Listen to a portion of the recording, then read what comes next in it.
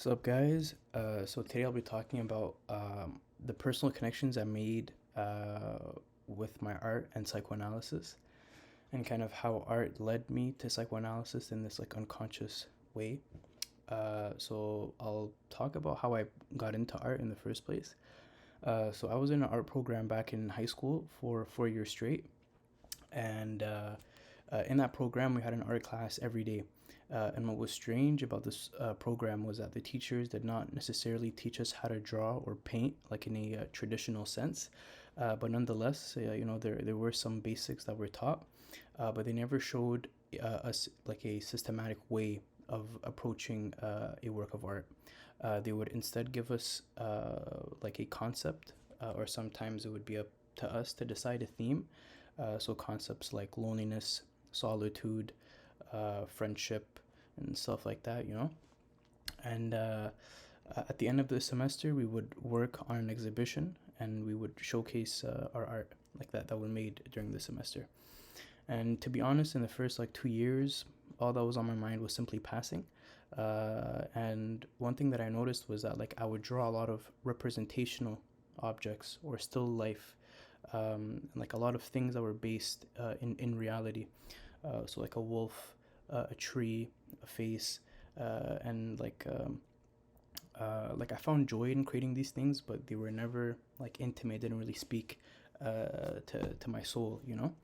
The only time I felt like I was touching into something important was when I would draw like dead trees with twisted trunks. And I'd lose myself in like the crevices of the branches and and the twisted trunks. And I would like leave hidden messages to like the girls that like I was dating back then, and only I could see those messages. So it'd be like the initials of our letters and little signifiers here and there to keep me going. And like eventually, as a class, we needed to work on a painting, and like for some reason, like my first reflex was like to dump water on the canvas and pour paint on it, and go outside, in the Canadian winter behind class, and mix it up all together, mix it up all together. And after it was dried, I found something interesting emerging within the painting. For the first time, I saw a face that I did not consciously create emerge and gaze at me.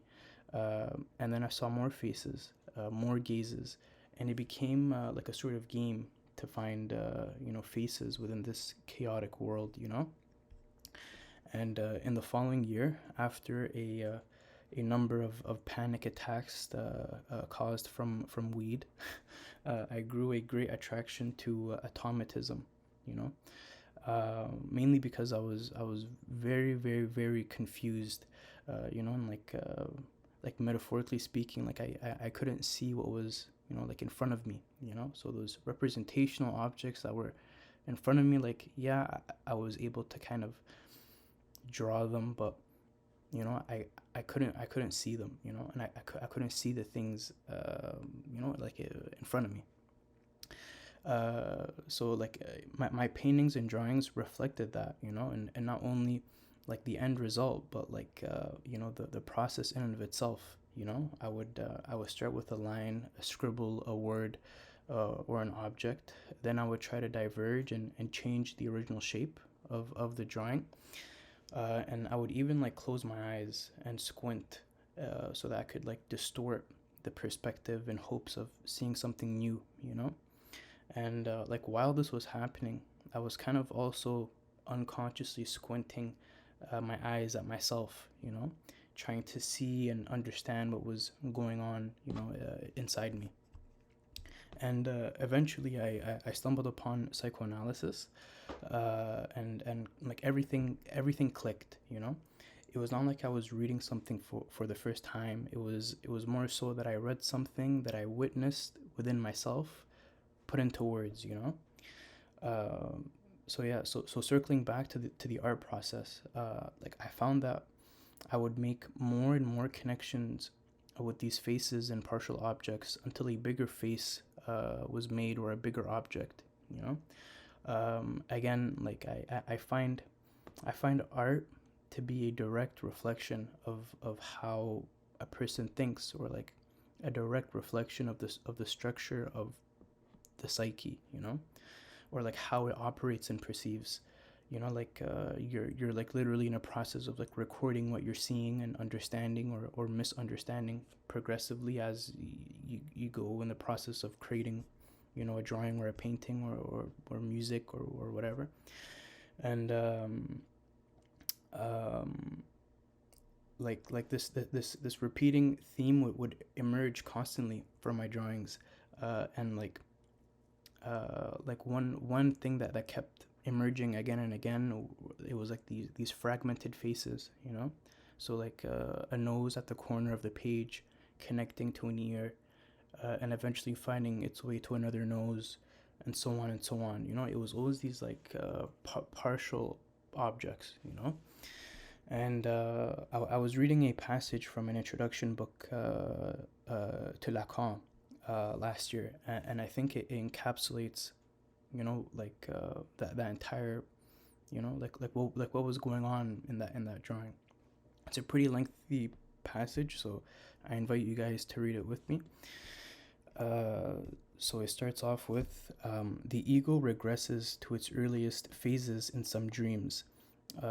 Its fragmentation is represented through hallucinatory reactivation of memory traces, especially of the body and its fragmenting impulses.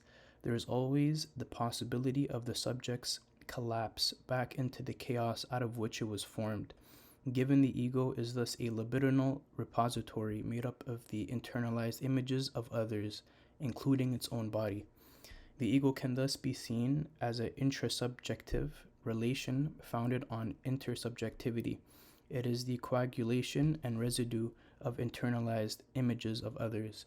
These are particularly concentrated in the erotogenic zones: mouth, anus, genitals, eyes, ears, and at points of greatest contact between the introceptive sensations and extroceptive perceptions, in the hands, especially the fingers, the feet, the face, the orifices, and the skin's surface. So, end of quote. So it's a very fucking packed. It's a very packed. It's very fucking intense. But like it starts off by saying like the ego regresses in its earliest phases in dreams.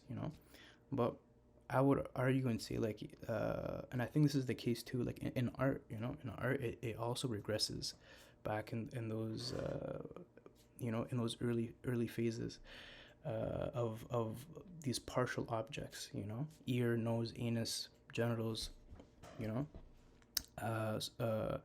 so like when I first read it, like that shit fucking hit me hard. And like recently I was reading like an introduction book to Anti-Oedipus by Deleuze and Guattari, and when I read their concept of the connective synthesis, again it was almost identical, and I'm going to read that passage. Okay, so this is from Eugene Holland's introduction book. So it starts off by saying the connective synthesis of production is in some ways the easiest of the three to understand, deriving as it does from the Freudian notion of drive, psychic investment, or cathexis, or polymorphous perversity. Productive desire makes connections, and what it connects are part objects, often but not necessarily organs. An infant's mouth at the breast constitutes such a connection, but so do the relations between an eye and a breast, an eye and a face, an eye and a knee, and between a mouth and a bottle, a mouth and an iron lung, a mouth and the atmosphere, a mouth and a finger and a lock of hair, even though some of these latter do not involve organs alone. So, again, another instance of this connecting, flow of partial objects, the eye and the finger and the mouth and the breast and, the ear, the nose, So that was like another, connection that I saw, and I found it pretty, it resonated hard with me, and if I could come up with a thesis, on the spot, and like on art and the unconscious, I would say that like art reveals that structure of the unconscious, you know. And I'm pretty sure there has to be a link with this and language, you know. But you know, like I just can't see that face now, you know. Anyways, thank you guys for watching. Peace.